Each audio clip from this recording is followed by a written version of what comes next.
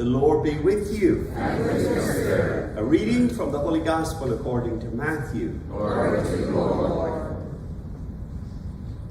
Jesus said to his apostles, "Behold, I am sending you like sheep in the midst of wolves. So be shrewd as serpents and simple as doves. But beware of men, for they will hand you over to courts and scourge you in their synagogues.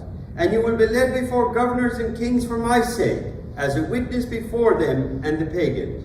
When they hand you over, do not worry about how you are to speak or what you are to say. You will be given at that moment what you are to say. For it will not be you who speak, but the Spirit of your Father speaking through you. Brother will hand over brother to death, and father his child. Children will rise up against parents and have them put to death.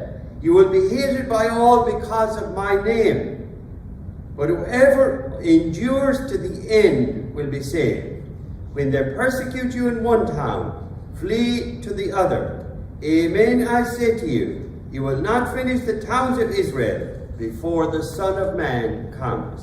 The Gospel of the Lord. Praise the Lord Jesus Christ.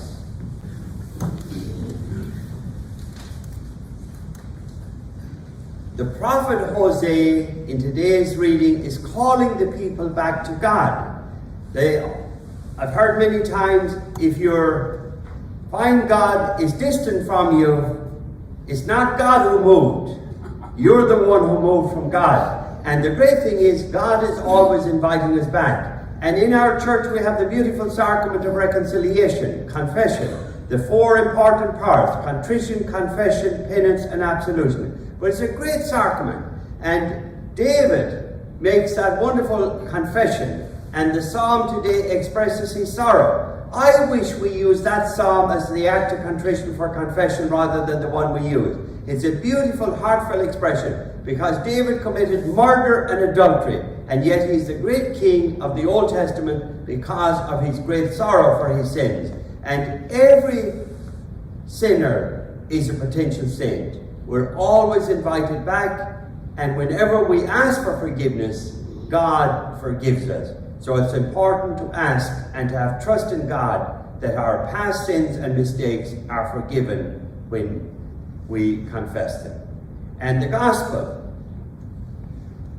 Matthew was a tax collector, and he witnessed tremendous persecution.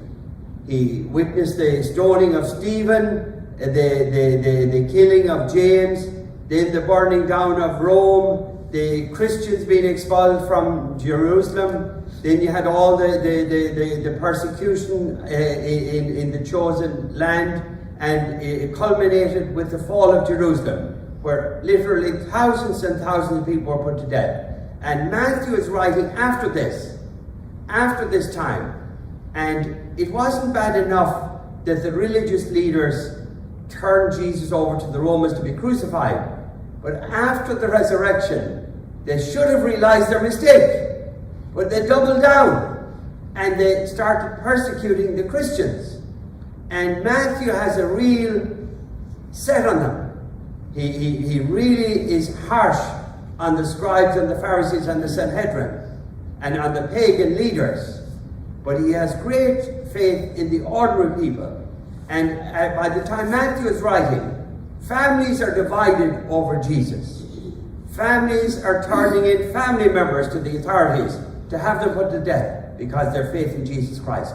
And Jesus Christ is with them. That's the Gospel of Matthew. Jesus is Emmanuel. He is with them in all the persecution, in all the struggles of life. And whoever endures to the end will be saved. That's his message.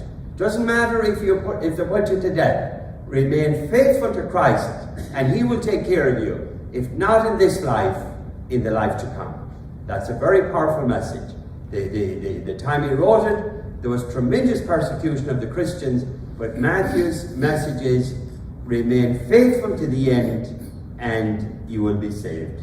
Amen? Amen.